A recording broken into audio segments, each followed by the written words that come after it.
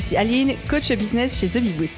Après des années de freelance en tant que retoucheuse photo, je suis devenue coach business et j'aide désormais les entrepreneurs à booster leur entreprise. Si vous êtes à la recherche de stratégies, d'astuces, de retours d'expérience, de partage et d'une bonne dose de bonne humeur, vous êtes au bon endroit. Dans ce podcast, seul ou avec mes invités, je vous partage tout pour vous inspirer au quotidien, vous aider à atteindre tous vos objectifs et faire en sorte que vous puissiez développer le business de vos rêves. Alors, installez-vous confortablement et c'est parti pour l'épisode du jour. Hello à tous et bienvenue dans l'épisode 132 du podcast Je peux pas chez business. Et aujourd'hui, on va parler de comment avoir des résultats rapidement. Je sais que lorsqu'on se lance, lorsqu'on progresse et même lorsqu'on a un niveau intermédiaire, avancé, expert en business, on est tous impatients. C'est le propre de l'être humain. On veut des résultats tout de suite en business, mais d'ailleurs pour plein d'autres choses. Par exemple, quand on fait attention à notre poids, qu'on cherche à perdre quelques kilos pour se sentir mieux, on les veut tout de suite. On se dit, mais je comprends pas, pourquoi est-ce que j'ai mangé une salade ce midi et pourquoi est-ce que j'ai pas déjà moins 5 kilos sur la balance le soir? Bref, je vais pas me lancer là-dedans, mais en tout cas, moi, je suis un petit peu comme ça, je vous l'avoue. On aime avoir des résultats rapidement, comme si on devait avoir la validation que notre détermination est assez, que notre travail est assez et qu'on fait ce qu'il faut pour. Donc, avoir des résultats rapidement en business, souvent, ça devient une obsession et source d'une énorme frustration parce que, vous l'imaginez bien, si vous écoutez ce podcast, vous le savez, c'est rarement comme ça que ça se passe. C'est pourquoi, dans l'épisode de podcast d'aujourd'hui, j'ai fait venir Véronique. Véronique qui est la fondatrice et formatrice de VOO Academy, qui est une école qui enseigne aux gens comment devenir social media manager ou community manager. Et Véronique, c'est quelqu'un dont le business a littéralement explosé en fait ces 12 derniers mois, qui a un parcours très inspirant. Mais en plus de son parcours, elle a une vraie expertise et une vraie vision de comment avoir des résultats rapidement. Je ne vais pas vous raconter toute l'histoire ici parce qu'on en reparle pendant notre échange, mais Véronique, je l'ai rencontrée pendant un panel de discussion dans lequel j'intervenais lors du festival web de la création de contenu début juillet 2021. Et en fait, on avait eu ce début de discussion sur lequel on n'était absolument pas d'accord. C'est-à-dire qu'il y avait un début de débat entre nous deux sur l'importance de faire de la publicité Facebook dès le début du business pour accélérer ses résultats. Elle disait que oui, moi je disais que non, pas forcément.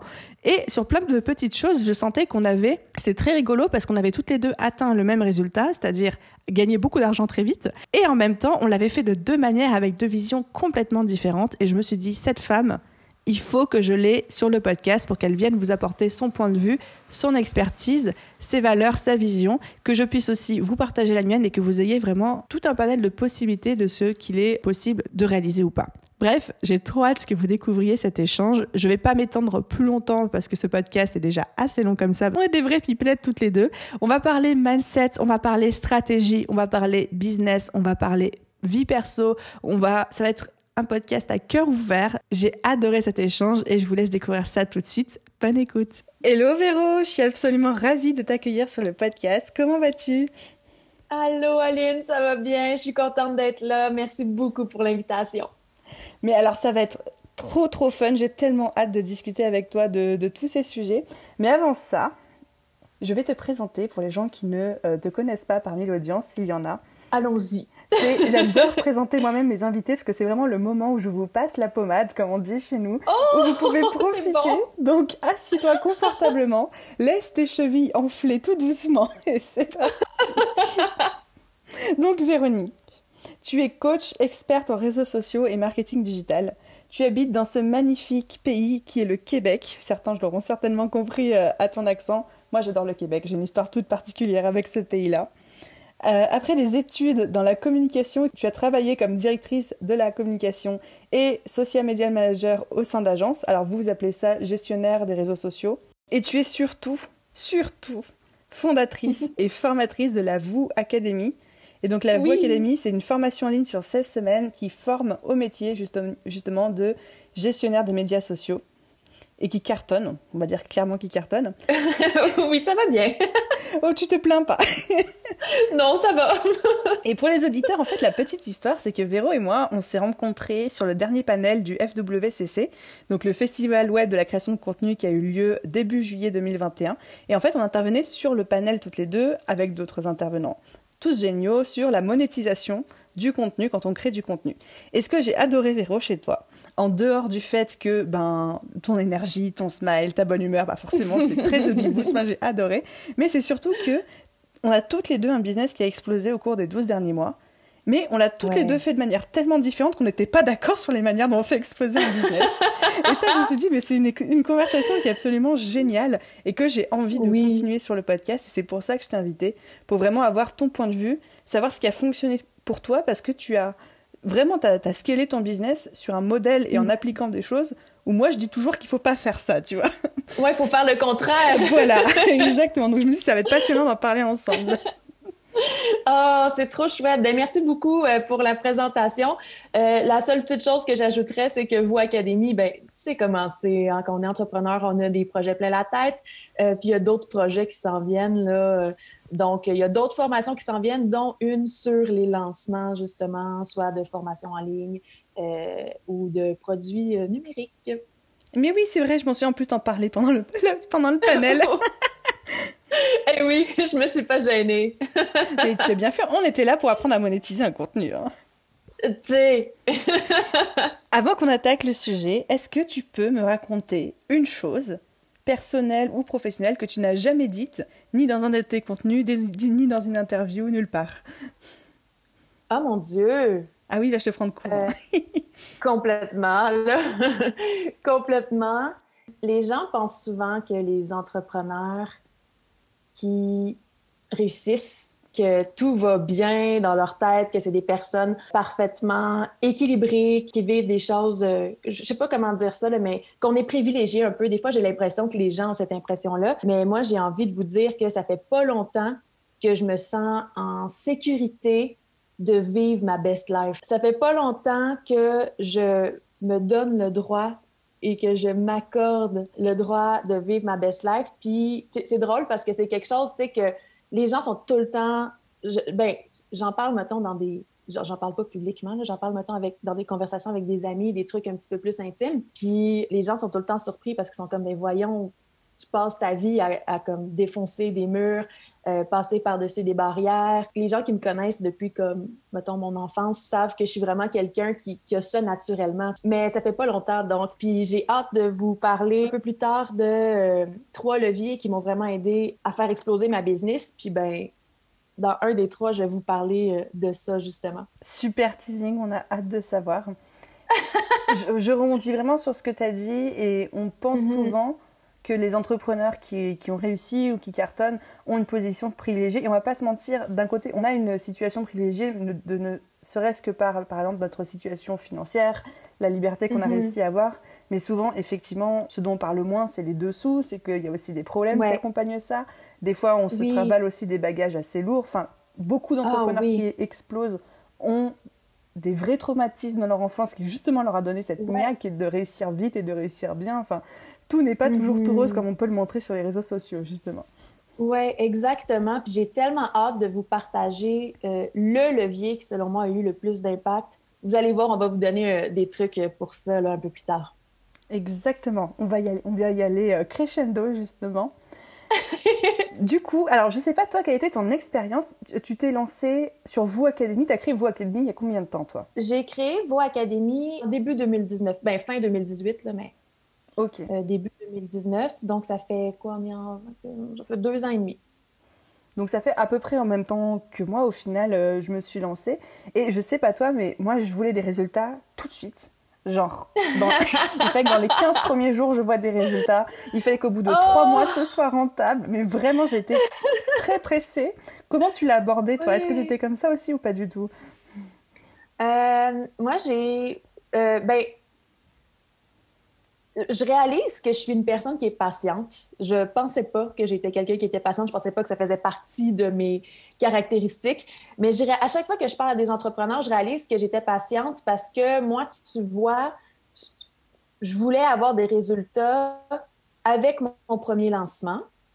Mais je ne m'attendais pas à ce que ça arrive, par exemple, en 2 semaines. Puis je ne m'attendais pas à ce que mon entreprise soit tout de suite rentable. J'avais vraiment du recul par rapport à ça. Ça, c'est comme le côté rationnel, parce que j'ai un côté très, très, très rationnel qui est capable de faire, tu sais, qui me parle, qui parle à la petite fille en moi, qui est excitée, qui a hâte.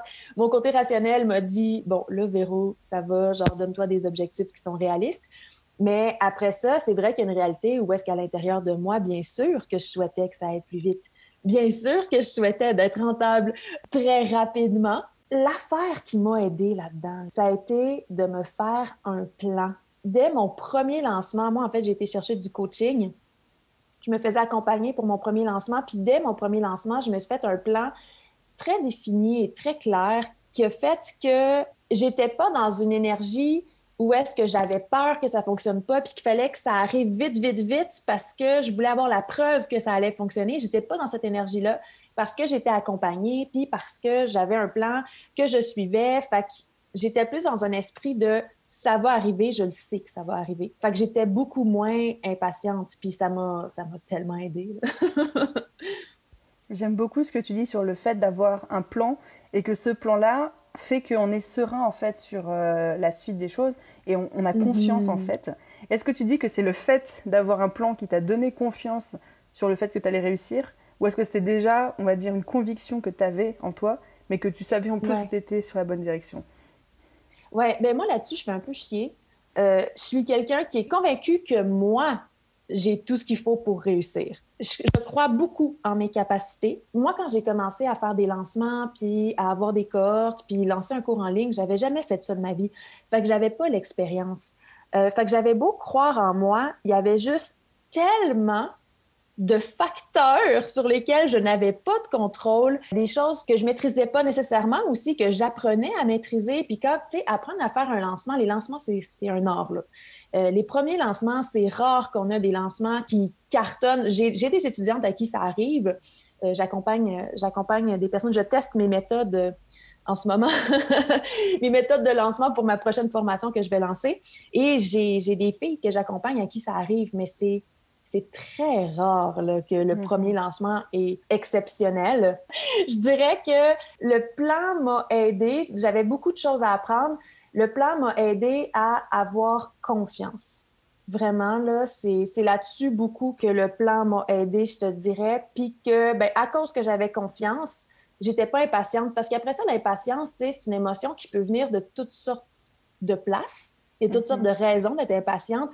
Mais moi, la manière, quand je suis en début de lancement, quand je lance quelque chose ou quand je suis dans un projet que je veux vraiment qu'il réussisse, qu'il me tienne à cœur, le genre d'impatience que j'ai tendance à éprouver, mais ça va être une impatience qui va vraiment être liée au fait que j'ai juste peur que ça fonctionne pas, que j'ai peur qu'il y ait un problème de technologie, que mes leads ne rentrent pas dans ma liste MailChimp, que tu sais, puis où j'ai peur que le nouveau projet que je suis en train de monter fonctionne juste pas, qu'il n'y ait pas vraiment une demande, que j'ai pas évalué comme il faut le marché quand j'ai fait ça. Je pense qu'une bonne idée, quand on voit qu'on éprouve beaucoup d'impatience, quand on lance un projet comme ça, c'est peut-être de se demander, tu sais, pourquoi est-ce que je suis impatiente? Qu'est-ce qui me rend impatiente? Puis moi, dans mon cas, ben, c'est l'insécurité. Ça me parle beaucoup, ce que tu dis, le fait de dire tous les entrepreneurs, au fond de nous-mêmes, on est impatients d'avoir des résultats. Mais effectivement, je ressens à travers ta réponse et même à travers ce que j'ai vécu moi, qu'il y a deux manières d'être impatient. Ou on est impatient par peur, que ça ne fonctionne pas, qu'on échoue, qu'on ait mal évalué les trucs, et où en fait on a besoin de se prouver que ça fonctionne, donc c'est pour ça qu'on attend les résultats. Ou alors on est impatient, et je pense que moi j'étais plutôt dans ce cas-là, parce qu'on est tellement convaincu que ça va fonctionner qu'on se dit, bah ils sont où les résultats maintenant, quoi. Et en fait, c'est deux énergies différentes. Complètement. Puis il y en a une qui est beaucoup plus agréable dans laquelle être, là. T'sais. Tout à fait. Et ça, c'est un choix, tu sais. Puis les gens ont souvent pas l'impression, tu sais. Il y a beaucoup de gens qui subissent leurs émotions parce qu'on se fait pas enseigner comment... Ben, en tout cas, nos générations, là, je pense que c'est en train de changer avec les nouveaux enfants. Mais notre génération, je sais pas comment c'est en France, mais tu sais, nous autres, dans notre éducation, on n'apprenait pas à gérer tant que ça nos émotions, là, tu sais. Fait qu'il y a beaucoup de gens, je pense, qui les subissent, mais on a tellement de pouvoir là-dessus. Tu sais, toute la technique qu'on va apprendre, tout le marketing qu'on va avoir, notre produit qui est vraiment du feu, qui est vraiment hot, mais ça, c'est la flamme.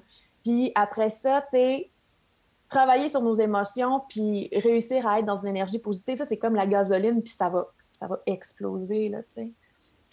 J'adore cette image, c'est tout à fait ça. Ça me parle beaucoup. Yay! Et du coup, ça m'amène tout naturellement sur la prochaine question qui est comment est-ce qu'on sait si on va assez vite, trop lentement, C'est une question que mes coachés me posent très souvent, genre comment je sais si je vais assez vite, à bout de combien de temps, est-ce qu'il faut avoir des résultats, quel type de résultats, ou est-ce que je vais trop vite, ou est-ce que je vais trop doucement. Qu'est-ce que tu réponds, toi, à tes élèves? J'imagine qu'ils te posent les mêmes questions aussi. Oui, complètement. Quand on commence un projet comme ça, on ne sait pas ce qu'on ne sait pas, puis on n'a pas encore l'expérience. Moi, je dirais que ce qui m'a vraiment aidé dans mon cas à comme gager ça, c'est plate, là, mais je reviens à mon plan. Puis mon plan, je l'avais bâti avec quelqu'un qui a énormément d'expérience en marketing. Donc, par exemple, si on fait un lancement d'une formation en ligne puis qu'on décide de faire un webinaire, bien, il y a toutes sortes de KPI qu'on peut installer sur le chemin, qu'on peut observer sur le chemin, des indicateurs qui vont nous indiquer qu'on est dans la bonne direction. Fait que ça, c'est la première des choses, c'est que je vous dirais, vous avez peut-être l'impression qu'il n'y a pas d'indicateurs en ce moment, mais il y en a beaucoup plus que vous pensez. Il y en a beaucoup plus que vous pensez, même si vous n'êtes même pas encore en train, même pas rendu au point de faire rouler de la publicité, par exemple, puis commencer à attirer des gens pour votre webinaire ou pour votre défi, whatever. Il y a des indicateurs avant ça. L'affaire, c'est que quand on commence, on ne sait pas ce qu'il faut qu'on sache. Puis c'est pour ça moi, je pense qu'il faut être accompagné. Moi, ce qui m'a beaucoup aidé, c'est d'avoir d'autres entrepreneurs avec qui échanger. Fait que, tu sais, moi, j'ai été chercher une coach qui avait le genre de business que je voulais puis qui avait déjà coaché des dizaines de personnes à faire ce que je faisais. Fait qu'elle savait de quoi elle parlait, elle connaissait l'industrie. Et quand elle me disait « ouais, ça, c'est normal » ou « ça, un petit peu moins », ben je lui faisais confiance, tu sais. Après ça, on peut demander à d'autres entrepreneurs autour de nous. Puis quand c'est la première fois que je fais quelque chose ou que je vis quelque chose puis que je me demande si c'est normal, ben tu sais, justement, je peux aller chercher des connaissances que j'ai pas. Puis je pense qu'une grosse partie de trouver la paix dans le processus de lancer quelque chose qui est dans le fait d'accepter qu'on est dans le noir. Accepter qu'on n'est pas dans notre zone de confort. Puis à partir du moment où est-ce qu'on l'accepte, bien, il y a comme des mécanismes qui se déclenchent en nous, justement, tu sais, des mécanismes de survie qui vont être pas des mécanismes de survie, il faut faire attention là, en mode défensif, puis j'abandonne ou de sabotage, là, mais des mécanismes de survie qui vont être vraiment dans l'esprit de productivité puis de débrouillardise, puis on est tout le temps plus fort qu'on pense, puis on sait tout le temps plus qu'on pense qu'on sait. Je suis totalement d'accord avec toi. Je répète souvent à mes élèves qu'il y a autant de manières et de vitesses de réussir, en fait, qu'il y a d'entrepreneurs, et que c'est vrai que nous, on est biaisés. Et je ne sais pas si tu ressens aussi du côté québécois de la force, je ne sais pas si tu ressens aussi qu'on a été élevé dans un système scolaire où en fait on nous faisait faire des exercices, puis les exercices, il y avait une bonne ou une mauvaise réponse. Quand on fait une opération mathématique, il y a une bonne ou une mauvaise réponse. Et en fait, l'entrepreneuriat, c'est pas comme à l'école, et je passe mon temps à répéter ça à mes coachés, on n'est pas à l'école, je peux pas vous dire si vous faites bien ou pas les choses parce que j'ai pas de boule de cristal et qu'il y a des dizaines de manières de faire la même chose et d'arriver au même résultat et que chacun va trouver la sienne. Et comme tu dis, effectivement, c'est accepter d'être dans l'inconfort et de se dire je suis en train de tracer ma voie. Et peut-être qu'aujourd'hui, toi et moi, dans ce podcast, on va dire que ça va pas de faire comme ça, il faut pas faire comme ça, et on sera d'accord là-dessus. Et peut-être que quelqu'un, dans 3 semaines, va nous prouver qu'au contraire, c'était... Et en fait, on peut pas savoir. Complètement. Puis c'est ça, c'est qu'il n'y a pas de réponse absolue, tu sais. Même quand tu fais bien les choses, même quand tu as un bon résultat, il y a plein d'affaires dans ton cheminement qui n'ont pas marché parce que, comme la vie, tu sais. Puis, de la même manière que quand tu as, mettons, ce que tu considères être comme un échec, moi, j'appellerais ça un apprentissage, mettons, là. J'aime mieux appeler ça comme ça. Ben, il y a certainement des choses que tu as très bien faites quand même, tu sais. Donc, la bonne vitesse de progression business, c'est celle avec laquelle on se sent confortable. Et effectivement, je suis aussi vraiment fan d'aller demander un retour d'expérience ou de confronter nos indicateurs avec ceux d'autres personnes qui sont passées par là avant, tout en suivant le conseil que tu as donné, et merci de l'avoir cité, qui est de attention à qui on demande conseil. Ah oui, complètement. Faut faire attention à qui on demande. Puis moi, ça a été une de mes grosses erreurs au début. Ça fait juste créer plus de confusion en moi. Donc, très important de bien faire attention auprès de qui on demande un avis et surtout qui est-ce qu'on choisit d'écouter. Et tout le monde aura toujours quelque chose à dire sur notre manière de faire. Mais à partir du moment où c'est quelqu'un qui vous fait un feedback sur votre manière de faire du business, mais que ce quelqu'un est loin derrière vous en termes de résultats, ça sert à rien de l'écouter, en fait. Ah non, puis j'irais même jusqu'à dire, tu sais, des fois, il y a des gens qui ont vraiment des super bons résultats, mais qui n'ont pas le type de business qu'on veut. Aussi. Moi, c'est ça qui fait que je choisis mes coachs, hein. Moi, là, c'est pas le speech de vente, c'est pas qu'est-ce qui est compris dans le programme. Moi, je regarde ma coach, en tout cas, je regarde les coachs, puis je choisis celle que la business que je veux avoir. Je m'assure évidemment que dans le contenu qu'elle partage, elle explique comment faire la même chose. En général, c'est ça qui se passe. On va arriver dans la partie juicy de ce podcast qui sont les astuces concrètes. Du coup, tu nous as préparé 3 leviers principaux qui t'ont permis d'exploser avec ton business. Avant juste que tu commences sur le premier, est-ce que tu serais OK de partager avec les auditeurs qu'est-ce qu'on appelle exploser un business en termes de chiffres? Parce que moi, j'aime bien parler de chiffres, pas pour se vanter ou quoi que ce soit, mais simplement parce que quand quelqu'un me dit « Ouais, ça marche trop bien, ça a explosé », moi, ma définition d'exploser va être tellement différente de la sienne que quand il va me dire ces chiffres, moi, je vais me dire « Mais en fait, non, c'est pas exploser, ça, pour moi. » Oui, c'est ça, c'est... Donc, pour être sûr qu'on parle tous de la même chose, est-ce que tu acceptes de me partager ce qui s'est passé dans ton business en termes de chiffres ces 12 derniers mois? Oui, absolument. En fait, moi, quand j'ai lancé Vous Académie, mon premier lancement, c'était un lancement dans les 10 000 $ à peu près. J'ai fait 10 000 $ de revenus, mais j'avais investi 5 000 $ de publicité. Fait que c'était... Tu sais, il y a des gens qui disent que ça serait bon. Pour moi, c'était vraiment pas tant bon. Puis avec la structure que j'avais, c'était pas nice. Fait que ça, c'est mon premier lancement. Puis après ça, je me suis mis rapidement, parce qu'on apprend dans nos lancements, et j'ai vraiment affiné mes stratégies. Et avant, je fonctionnais par cohorte. Donc, j'ai lancé 4 cohortes avant de changer la forme de ma formation, qui aujourd'hui est evergreen. Donc, c'est-à-dire que c'est une formation qui roule tout le temps. Les gens peuvent s'inscrire à tous les mois. Donc, avant ça, ma business explosait quand même. Là. Je faisais des lancements à 100 000, 150 000. Là. Je veux dire, c'est très bien. L'affaire, c'est que j'en faisais 2 par année. Donc, j'étais limitée. Et là, tu vois, depuis que j'ai changé ma formule en evergreen, donc moi, c'est à partir de là que je pense que ça a vraiment explosé. Plutôt que de faire du 200 000, là, tu vois, on est rendu à la moitié de l'année et je suis rendue à 400 000 de vente. Mon objectif, c'était 1 million pour cette année. Puis pour des raisons de santé, en le faisant, pas que j'ai eu des problèmes de santé, là, mais plutôt que, en fait, j'ai décidé de pas compromettre des situations, des moments où est-ce que j'ai eu des décisions à prendre, par exemple, quel genre d'activité d'acquisition que je vais faire et tout ça. Puis il y a un moment où est-ce que j'ai eu à décider, tu sais, qu'est-ce que je fais passer en premier? Est-ce que je veux travailler plus, puis avoir moins de temps pour moi, avoir moins de temps pour ma famille, etc. Et atteindre mon fameux million, puis arriver là, la langue à terre, ou est-ce que j'ai envie de vivre une belle vie, tu sais? Puis moi, je me suis juste rappelé, moi, je suis devenue entrepreneur pour avoir une vie plus libre, plus nourrissante. Donc, c'est ça que j'ai fait. J'ai décidé, dans le fond, de ralentir un peu. C'est pas tant ralentir, mais j'ai pris des décisions stratégiques qui font que j'ai moins à travailler. Puis tu vois, je suis quand même rendue à 400 000. Là. Fait que c'est plus important pour moi d'avoir une vie équilibrée. Donc, mais c'est ça. Ça explose quand même, là. C'est quand même je pense que ça explose. C'est des résultats qui sont hyper impressionnants. Et comme tu dis, c'est pour faire le million, mais le faire en faisant un burn-out et en étant incapable de le réitérer l'année d'après et de continuer, c'est pas une fin en soi, en fait.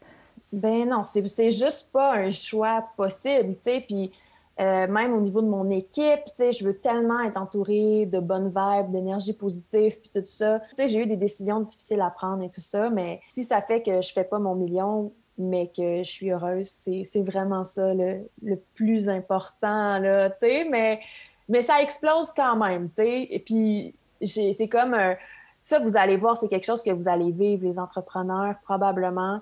C'est que quand on décide d'avoir un équilibre. C'est drôle parce que je parlais de ça hier soir avec une entrepreneur qui a beaucoup, beaucoup de succès. Je parlais de ça, puis ce qu'on réalisait, c'est que, tu sais, être entrepreneur, c'est aussi parfois avoir à faire des deuils.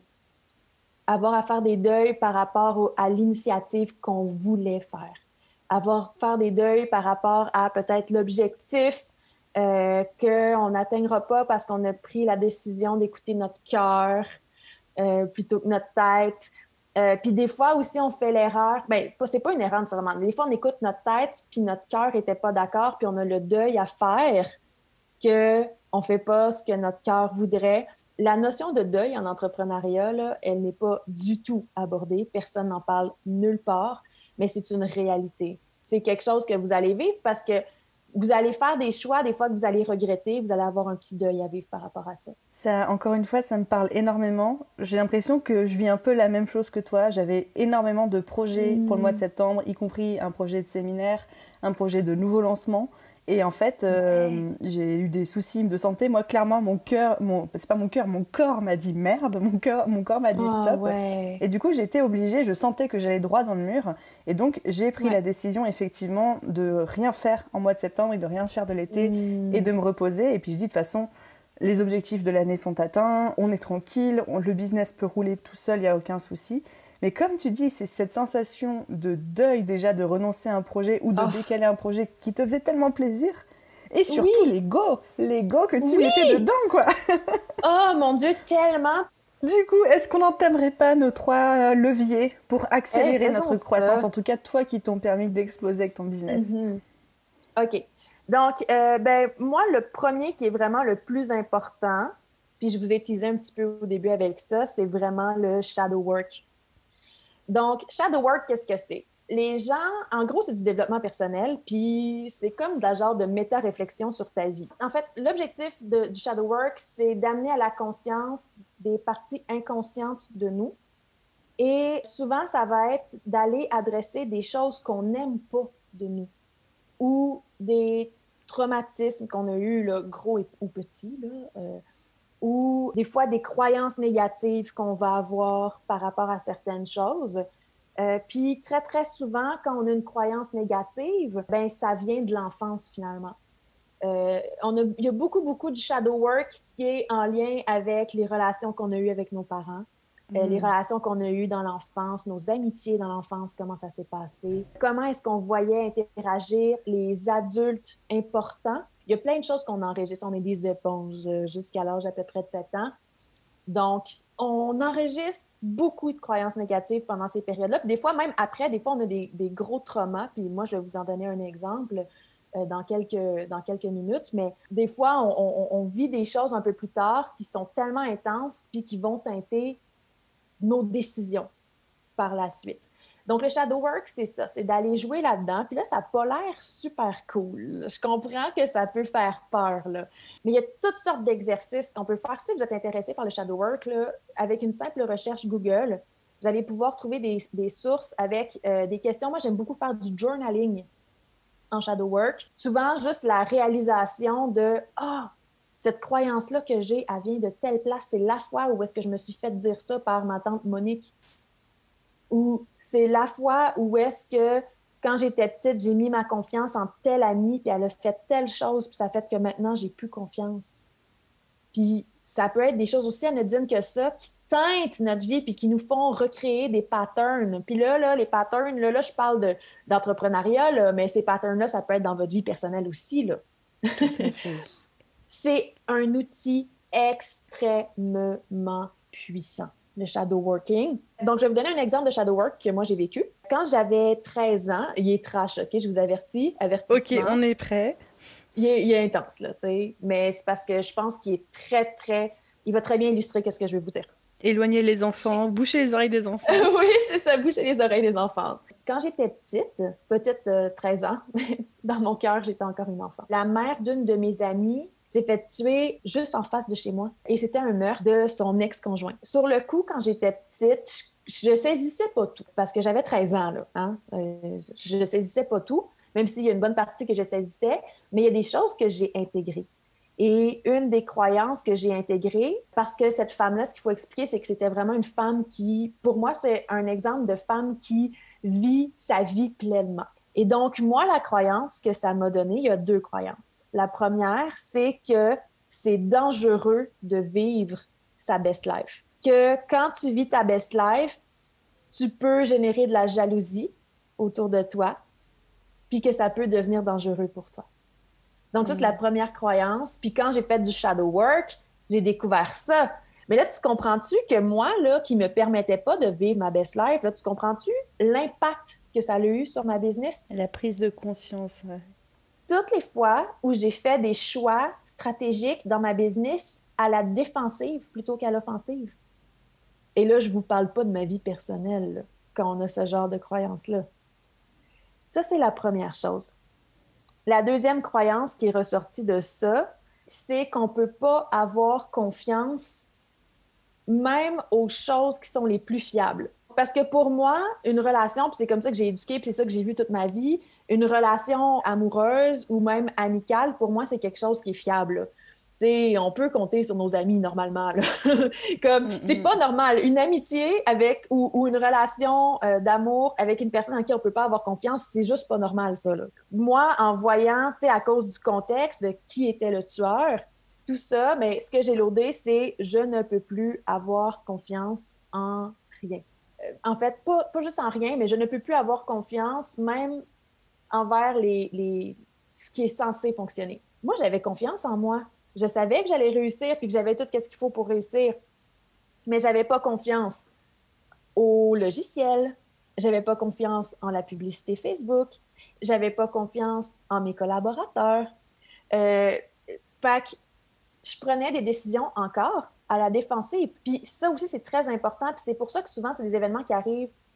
Quand on fait du shadow work, on va souvent travailler des choses qui viennent de l'enfance / adolescence. C'est que notre cerveau n'est pas encore équipé pour comprendre réellement les choses. Puis notre cerveau va nous faire, à cet âge-là, à 13 ans, là, t'es pas équipé là, pour comprendre les messages ou peut-être voir qu'il n'y a juste pas de message. C'est un acte terrible qui a été fait puis que t'as rien à comprendre de ça, t'as pas de leçon à tirer de ça parce que ça fait tellement aucun foutu sens, tu sais. Mais quand t'es jeune, tu tires des conclusions. Puis c'est un peu comme quand tu te fais mal à quelque part dans ton corps, puis tes autres muscles essaient de compenser, tu sais.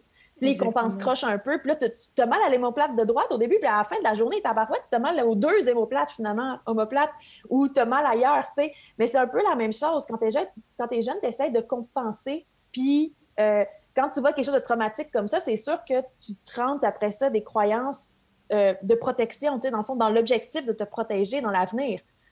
Mais ce programme-là que tu es en train d'intégrer, fuck ta vie raide, là. Tu vas prendre des décisions après ça par peur, tu vas prendre des décisions à la défensive, puis ça, c'est un exemple. Là, je vous donne un exemple qui est très, très, très intense, mais il y a des exemples comme... Moi, j'ai d'autres exemples comme, mettons, j'ai entendu un parent parler d'argent d'une manière, ou j'ai entendu des parents, mettons, chez des amis, se chicaner par rapport à l'argent.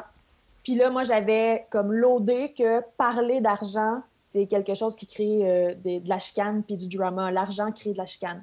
J'avais loadé ça. Et tu sais, le but de l'entrepreneuriat, c'est de faire de l'argent puis d'en générer, tu sais.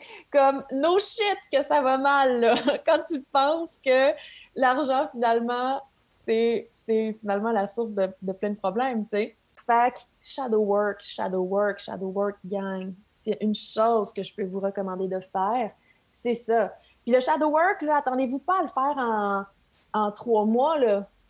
Du shadow work, là, t'en fais tout le temps. Puis moi, ce que je fais beaucoup, c'est que je commande à mon inconscient. « Hey, inconscient, je me sens comme ça en ce moment. » Puis moi, ce que je réussis à faire souvent, c'est que je réussis à aller chercher l'émotion racine, là. On se pose des questions pour finir à arriver à une émotion. Bien, cette émotion-là, moi, je réussis à aller la chercher, mais je réussis pas tout le temps à aller chercher tout de suite c'est quoi qui m'est arrivé ou qu'est-ce que j'ai loadé, ou parce que, tu sais, aussi la mémoire puis la vie, là, on a autre chose à faire. On peut pas se souvenir de toute notre vie au complet d'une claque, là. On n'est pas des ordinateurs. Mais moi, ce que je fais, c'est que je commande à mon inconscient de me ramener ça à un moment donné. Puis là, 3 semaines plus tard, je suis en train de faire l'épicerie, je prends une pomme, puis là... Ça te revient, ouais. C'est pour ça. Fait que c'est quelque chose, on n'est pas obligé là, de vivre ça dans comme... Tu sais, comme si on était à l'école encore, là, le shadow working. Là. Oh, je prends mon petit cahier, je me suis trouvé des questions pertinentes sur des blogs de psychologie, des vrais blogs de psychologie, s'il vous plaît. On ne laisse pas n'importe qui jouer dans notre tête. J'ai trouvé des questions qui sont pertinentes, je vais aller me poser ça. C'est correct d'être une bonne étudiante, là, mais c'est pas ça. Là. Vous n'êtes pas obligé de vivre ça comme ça. Moi, je le vis de façon beaucoup plus libre parce que c'est comme ça aussi, de toute façon, que je vis en général. Ça fait avec ma personnalité. Verseau represent. Mais donc, je demande à mon inconscient, puis je fais quand même le travail de me poser des questions. En ce moment, je me sens comme ça, pourquoi je me sens comme ça? Puis là, je finis par trouver l'émotion racine. Puis après ça, je commande à mon inconscient. Des fois, je suis capable, là, tout de suite, de mettre le doigt dessus parce que c'est super évident, genre l'histoire avec mon amie, tu sais, la mère de mon amie. Mais il y a d'autres fois où c'est moins évident, puis je commande à mon inconscient, ramène ça dans la conscience, s'il te plaît. Puis ça arrive, là, tu sais. Et ça fonctionne un peu en arrière-plan, et puis un jour, quelques heures ou quelques jours plus tard, ça va vraiment te revenir. Ouais. Ah oui, puis c'est tellement puissant. Ayez confiance en ça. Vous avez tout ce qu'il faut, là. Vous avez tout ce qu'il faut pour évoluer en vous. Vous êtes, comme les humains, là, vous êtes faits pour ça, là. Fait que, let's go, là. On arrête. Tu sais, des fois, moi, je sais que quand j'ai commencé mon chemin de croissance personnelle, je me disais, oh non, j'ai peur de... Tu sais, j'avais peur que finalement, ça amène pas vraiment des résultats. Voyons. Je sais qu'il y a d'autres personnes qui se sentent comme ça. Donc, ça, c'est le shadow work. Après ça, il y a le coaching en marketing. Moi, j'ai été chercher de l'aide en coaching marketing. Les connaissances que j'avais pas, j'ai été les chercher. Puis, il y a une réalité où est-ce que tu veux vendre quelque chose, il faut que tu apprennes à faire du marketing. Puis là, il faut qu'on arrête de démoniser le marketing. Le marketing, là, c'est quelque chose qui est tellement sain. Puis ça, je vous invite, c'est sûr, à faire du shadow work là-dessus.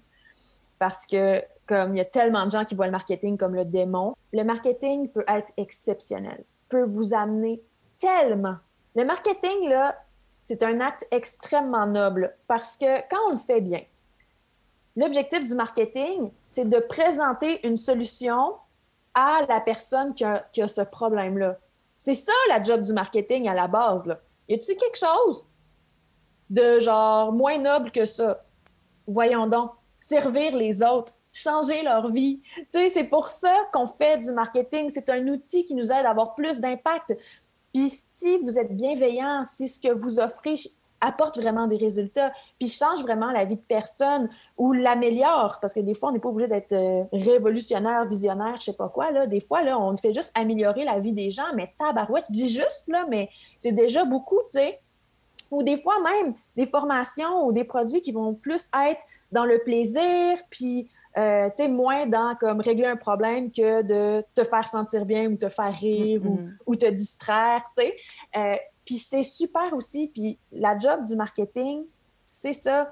Fait que là, il faut commencer à vraiment comprendre le marketing, puis à vraiment comprendre qu'est-ce que vous faites, puis vraiment comprendre à qui vous parlez. Puis ça, il y a des formations, je pense à la tienne. J'ai été voir un petit peu le curriculum et qui fait exactement ça, tu sais. Ça explique quand on commence, on a besoin de ça. Fait que c'est comme la chose que je vous dirais, soit aller vous chercher, soit du coaching privé en marketing ou soit une formation. Puis là, les blogs de marketing, là, qui disent comme une chose et leur contraire, là, tout à l'envers, là, ça compte pas là-dedans. OK? Ça compte pas. Entre nous. Donc voilà, aller chercher... Moi, ça a changé ma vie complètement. Ça là, c'est une des choses que complètement, là, qui m'a fait rebondir, là, vraiment. Là. D'où l'importance, en fait, vraiment, comme tu le disais tout à l'heure, de ne pas aller chercher les informations à trop d'endroits en même temps, parce qu'on va trouver, chacun va prêcher sa propre paroisse, et chacun va dire le contraire de ce que dit le voisin d'à côté. Mais juste de choisir une ou deux personnes qui se sont rendues là où nous, on peut aller, et d'appliquer leur méthode, d'acheter leur formation payante, et de se mettre des œillères sur tout le reste, quoi. Oui, puis y aller, tu sais, vraiment le faire, puis s'instruire, tu sais. Il y a vraiment un enjeu, là, où est-ce que je pense que la formation est vraiment, vraiment importante, la formation continue en entrepreneuriat. C'est vraiment quelque chose qui est important parce que les techniques changent, les technologies changent. Je peux pas assez vous dire. Moi, ça a changé ma vie, là. Je suis passée de faire des années à 98 000, 100 000, à faire des années à 200 000. Puis après ça, à faire des années à, tu vois, là, je suis rendue à 400 000, mais... Puis à chaque fois, c'est parce que j'avais... Bientôt le million. Puis à chaque fois, j'avais une coach entre les braquettes, là, les moments où est-ce que j'ai fait un saut, là, à chaque fois, j'ai une coach marketing entre les deux. C'est pas un hasard, là. Fait que je recommande chaudement de vous instruire, d'investir vraiment là-dedans, là, tu sais. Trouver des solutions alternatives, comme la formation de Aline, où il y a plein d'autres coachs qui sont absolument exceptionnels, puis que les programmes ont fait leurs preuves, qui ont des témoignages, etc. Là, on vérifie quand même. Mais, tu sais, si vous pensez, je veux apprendre le marketing, puis là, vous pensez à vous inscrire à l'université dans un programme de marketing pour vous aider à faire le marketing de votre entreprise, faites pas ça. Faites pas ça. Premièrement, ça va vous coûter un bras, une jambe, vos reins, les deux. Et ça va vous coûter ça en investissement financier, mais aussi en temps puis en énergie, parce que quand on étudie à temps plein, on ne peut pas travailler. En tout cas, moi, je vous recommande vraiment là, d'investir dans des formations qui sont un petit peu en dehors peut-être du système classique. Moi, c'était ce qui a été le plus payant pour moi. J'ai étudié en communication marketing. Là. J'ai fait un baccalauréat, puis je veux dire, c'est pas ça du tout là, qui a fait que je suis en train de faire 400 000 en ce moment. C'est mes coachs privés qui m'ont vraiment aidée. Puis après ça, tu sais, je sais que des fois, on n'a pas de sous, là, mais tu sais, quand on décide d'aller à l'école pour faire un programme qui n'est pas assez concret pour nous amener des résultats, vous voyez comment j'aime pas l'école classique. Hein? J'ai tout fait les cours, j'ai tout fait, là, mais comme à la lumière de qu'est-ce que j'ai vécu puis de qu'est-ce que je vois, mes étudiantes, moi, c'est des filles qui viennent de des bacs, qui viennent de des baccalauréats. Fait que tout ça pour dire que quand on décide de s'inscrire dans un programme classique à l'école, on se dit « Ah, tu sais, je vais me prendre une marge de crédit ou je vais me prendre un prêt étudiant. » Mais tu sais, vous pouvez faire la même chose là, pour la formation à 2 000, 3 000, 5 000 $ que vous achetez sur le web. Là. Je sais pas pourquoi des fois les gens, ils sont comme pas dans ce mindset-là autant parce que je pense qu'on est en train d'apprendre en ce moment, là, il y a un changement dans l'industrie. Oui. Mais c'est quelque chose que je vois aussi, tu sais, nous, avec les appels découvertes, des fois, les gens, ils sont comme « Ah, j'ai pas l'argent et tout ça. » Puis des fois, on leur recommande, on dit, tu sais, réfléchis, assure-toi que c'est vraiment ce que tu veux faire.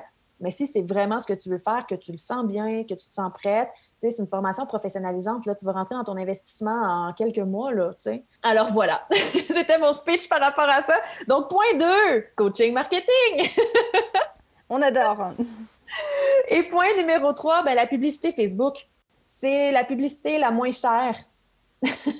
Alors là, dans la catégorie des publicités, hein, je ne suis pas en train de parler d'organique. Là. Il y a des gens qui vont m'entendre pour faire « Ben non, on peut faire les choses gratuites puis c'est moins cher. » Ça, c'est encore drôle. Là. Le temps, c'est de l'argent. Mais la publicité, quand on compare les coûts d'acquisition par rapport à n'importe quel autre média, la publicité Facebook, par rapport à n'importe quel autre média, l'apparition dans un magazine, tout ça, là, ça n'a rien à voir. C'est encore vraiment, vraiment avantageux. Ça fonctionne bien. On n'a jamais eu un outil qui pouvait cibler aussi bien les personnes à qui on annonce, on montre les choses. Donc, moi, sincèrement, là, de toutes les choses que je peux vous recommander, c'est vraiment investir de façon intelligente, éduquez-vous sur la publicité ou faites-le faire par quelqu'un qui est compétent, qui est plus compétent que vous. Mais moi, la publicité Facebook a complètement changé ma vie, là, complètement. Ma business est entre autres basé là-dessus. Là. Moi, mes lancements, je les fais, j'investis. Moi, à chaque mois, pour faire un mois, j'ai fait un mois à 84 000 en juin. Puis ce mois-là, j'ai dépensé 20 000 de publicité, tu sais. Fait que c'est juste pour vous donner une idée, là, l'acquisition, ça fonctionne, les systèmes fonctionnent. Il faut le faire de façon intelligente, il faut s'éduquer, c'est important. Il ne faut pas faire ça de n'importe quelle façon, mais ça fonctionne. Et moi, ça a été un autre tremplin absolument exceptionnel. Puis c'est drôle parce qu'on parlait de nos business qui sont très, très différentes. Moi, quand je me suis lancée, j'ai tout de suite investi en publicité. Puis souvent, les gens, ils recommandent de commencer plus organique. Moi, tout de suite, ça a été clair. Puis tu vois, après ça, il ne faut pas juste rester en publicité parce qu'on dépend d'une source, puis de juste une source unique, puis ça peut être dangereux. Puis là, tu vois, moi, je suis en train de tout placer des stratégies qui sont organiques, mais j'ai le moyen de le faire, puis je le fais pas dans le stress, puis dans la peur de pas être capable de payer mon loyer parce que ma business roule déjà, tu sais. Fait que je suis en train de placer des choses organiques qui demandent du temps que j'aurais pas si ma business roulait pas puis que j'avais pas déjà mon équipe, tu sais. Fait que il y a plein de façons, il y a plein d'ordres de faire les choses, puis moi, je vous le dis, la publicité Facebook, ça a changé ma vie, puis je suis tellement reconnaissante d'être née dans une période, puis d'avoir l'âge, la tranche d'âge où est-ce que j'étais en train de me professionnaliser au moment où ça s'est sorti. Je suis tellement reconnaissante de ça, là. C'est vraiment une chance. Puis, il n'est jamais trop tard. Tu sais, même les personnes qui sont un peu plus âgées, let's go, là, n'hésitez pas à utiliser ces technologies-là qui sont géniales. Publicité Facebook, publicité Facebook, publicité Facebook. C'était effectivement le sujet sur lequel on n'était pas tout à fait d'accord, toi et moi, pendant le panel. Parce que Et au final, c'est vrai, en fait, je comprends ton point de vue et je pense qu'on a toutes les deux raisons, même si au final nos avis sont complètement différents. C'est que toi, tu prônes le fait effectivement d'utiliser la publicité Facebook comme un levier qui permet de générer des revenus très rapidement et ensuite, du coup, d'avoir le confort de mettre en place de l'organique parce qu'on a un business qui tourne. Là où moi, mais parce que c'est l'expérience que j'ai vécue, je dis ne faites pas de pub au début, construisez en organique, comme ça vous êtes au plus près de votre audience, de leurs besoins, et ensuite utilisez la publicité uniquement pour itérer ce qui fonctionne déjà dans votre business.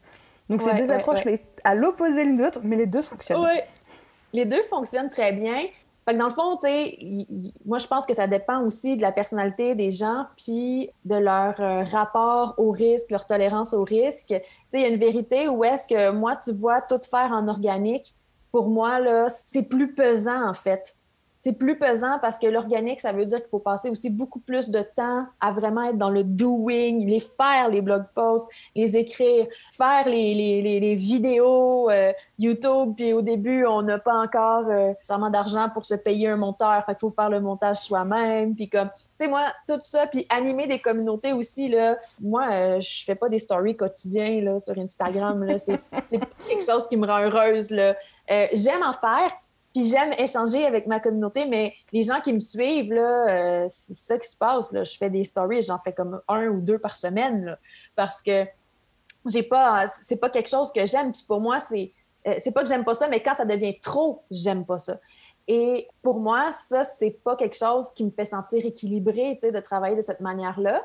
Mais prendre le shortcut de placer de la publicité dans un funnel que je sais qu'il va fonctionner, pour moi, c'est la façon la plus simple qui me ressemble le plus. C'est surtout ça, tu sais. Puis moi, j'ai une tolérance au risque, tu sais, au niveau financier, un peu plus grande que la moyenne. Pas exceptionnelle, là. La première fois que j'ai investi 5 000 $ en publicité, je me chiais dans les shorts, là. On va se le dire. J'adore. J'avais peur, là. Mais je l'ai fait quand même, tu sais. Je pense que ce qui est important, c'est de suivre ce qui nous fait sentir le mieux. Peu importe. Trop bien. Donc, tu nous as partagé tes 3 leviers principaux. Donc, le premier, c'était le shadow work et le travail sur le développement personnel, le mindset, etc. Le deuxième, c'était de se faire accompagner en forme de coaching ou de formation en ligne en marketing et en stratégie. Et le troisième, le fait d'utiliser les publicités Facebook. Est-ce que tu acceptes, avant de conclure sur ces belles paroles, de nous partager en fait à quoi ressemble ton tunnel de vente aujourd'hui ? Parce que tu vends un seul produit qui est donc ta formation, la Vous Academy. Ouais. Sur quoi est-ce que tu mets de la pub ? Est-ce que c'est directement la formation ? Est-ce qu'il y a un tunnel de vente ? Est-ce que tu veux bien nous dire un petit peu comment tu l'as construit ? Oui, avec plaisir. C'est un de mes sujets de prédilection. On peut en parler. Moi, j'en mange. Moi, là, toutes les publicités qui me ciblent, je m'inscris pour voir les funnels. Je suis vraiment terrible. Je passe mon temps à faire du funnel hacking puis à faire ah oui, elle envoie un courriel à ce moment-là puis elle parle de ça. Intéressant. Donc, moi, dans mon cas, mon funnel actuel, c'est que parce que ce qui est important de dire, là, c'est que le 400 000, c'est avec une seule formation. Là. Exactement. Donc, j'envoie de la publicité. Ma publicité invite les gens à assister à un webinaire qui explique, dans le fond, 3 piliers pour lancer son entreprise de gestion de médias sociaux, parce que moi, c'est ça que je fais. Ma formation, c'est une formation sur comment devenir un gestionnaire de médias sociaux à son compte. C'est extrêmement complet. Vous irez voir ça sur www.voacademy.com. On mettra le lien en description. Première des choses, c'est que les gens sont invités à s'inscrire à un webinaire. Ils s'inscrivent au webinaire et là, j'ai une séquence de courriels d'accueil qui est lancée. Après ça, j'ai des courriels juste avant le webinaire parce que c'est des webinaires en direct encore que je donne. C'est la question que j'allais te poser. C'est des webinaires live. Du coup, tu en fais toutes les semaines ou tous les 15 jours? J'en fais à tous les mois. Une fois par mois. Okay. Oui. Une fois par mois, je fais un webinaire. Mais ça, c'est quelque chose sur lequel je veux travailler éventuellement, automatiser ça. Je n'ai pas encore décidé. Je me laisse le temps de réfléchir. De toute façon, en ce moment, ma formule fonctionne bien. Donc, avant le webinaire live, il y a toute une série de courriels, de rappels et tout ça. Pendant le webinaire, je fais une offre irrésistible. Puis, après le webinaire, j'ai une séquence de courriels. J'ai le replay, puis après ça, une séquence de courriels. C'est un funnel, là, tout ce qu'il y a de plus simple. Puis, ça fonctionne extrêmement bien. Mais la raison pour laquelle, tu sais, un funnel, là, c'est pas tant les étapes comme à travers lesquelles tu fais passer les gens qui sont importantes que, tu sais, est-ce que tu connais vraiment bien les gens à qui tu parles, puis est-ce que tu les comprends? Le client idéal. Oui! Qu'est-ce qu'il veut? Qu'est-ce qu'il recherche? C'est quoi ses peurs? Parce que quand tu lui parles comme il faut, ben en fait, c'est facile de convaincre ces personnes-là, tu sais, parce que tu arrives avec la solution à leurs problèmes ou à leur... Tu sais, peut-être qu'ils s'interrogeaient là-dessus ou tu arrives avec une solution, tu sais. C'est vraiment ça qui est, je dirais, qui est quasiment plus important que comme la technique. La technique est super importante, là. Faut la maîtriser. Donc, formez-vous pour ça, là. Genre, faut vraiment la maîtriser, là. Parce que même si vous déléguez tout, là, faut que vous soyez capable de parler à votre équipe. Faut que vous parliez le même langage. Faut que vous compreniez les enjeux. Puis c'est vous, la tête, qui allez décider, là, tu sais, sur les actions. Fait que c'est important de maîtriser les funnels. Mais après ça, c'est vraiment le contenu qu'il va y avoir dans le funnel. Puis ma prochaine formation, ben, va aborder ça exactement. Comment faire des lancements. Avec mes méthodes, je faisais des lancements à 100 000, 150 000. J'ai commencé avec des lancements à, tu sais, comme je disais, 10 000, après ça, 60 000. Puis après ça, ben, j'ai fait faire des lancements à d'autres personnes que j'ai coachées parce que je teste mes méthodes avant de créer des formations. Puis j'ai des personnes qui ont fait des lancements à 90 000, 70 000, 25 000. Wow. Premier lancement, le premier fucking lancement. Donc, voilà, j'ai très hâte de sortir ça. Ça devrait être au courant printemps 2022. On a hâte. Mais justement, pour ceux qui voudraient déjà te dire à quel point ils ont adoré cet épisode de podcast comme moi, pour ceux qui voudraient te suivre dans tes prochaines aventures et se renseigner soit sur la Vous Academy, soit sur cette fameuse formation que tu vas sortir, où est-ce qu'on peut te retrouver? Donc, sur Instagram et sur Facebook. Donc, de toute façon, si vous cherchez VOO Académie, vous allez me trouver, voir ma petite face. Donc, il y a sur les médias sociaux. Ensuite, pour les programmes, www.voacademy.com, vous allez trouver tout ce dont vous pourriez avoir besoin. Mais j'ajouterais que Instagram est pas mal le média social où est-ce que je suis... Ben, je suis active aussi sur Facebook, là, mais sur Instagram, je suis très active. Puis dans la section du lien dans la bio, en fait, là, par exemple, pour les listes d'attente pour mon prochain programme qui va sortir, ben vraiment, tout est là. Donc, je vous recommande de me chercher sur Instagram. Et on adore Instagram par ici, donc ce ne sera pas un souci. On ira tous là-bas. Véro, un immense merci d'avoir accepté de venir partager tout ça sur le podcast. Je retiens tes 3 piliers, je retiens surtout, et merci pour ça d'avoir osé parler de tes chiffres, parce que comme on dit, on ne sait jamais ce qui se passe quand quelqu'un nous dit « j'ai mon business qui explose » ou alors « ouais, ça a trop bien fonctionné ». Oui, mais c'est quoi trop bien? Dis-moi des chiffres. Donc, merci d'avoir été aussi transparente et généreuse. Je suis sûre que les auditeurs seront super... ravis de cet épisode, puis on mettra évidemment tous les liens qu'on a évoqués dans la description. Ça me fait plaisir. Merci à toi pour l'invitation. Bye bye. À très vite. Bye. Et voilà les amis, j'espère que cet épisode de podcast vous a plu, que vous avez autant kiffé cet échange que moi j'ai clairement vécu ma meilleure vie avec Véro. Encore une fois, si cet épisode vous a plu, n'hésitez pas à laisser un commentaire, une note à ce podcast sur la plateforme d'écoute sur laquelle vous êtes actuellement. Un grand merci à tous ceux qui vont prendre la peine de le faire et à vous tous, je vous souhaite une merveilleuse journée, soirée, après-midi, nuit, où que vous soyez. Et je vous dis à très vite pour un prochain épisode. Bye!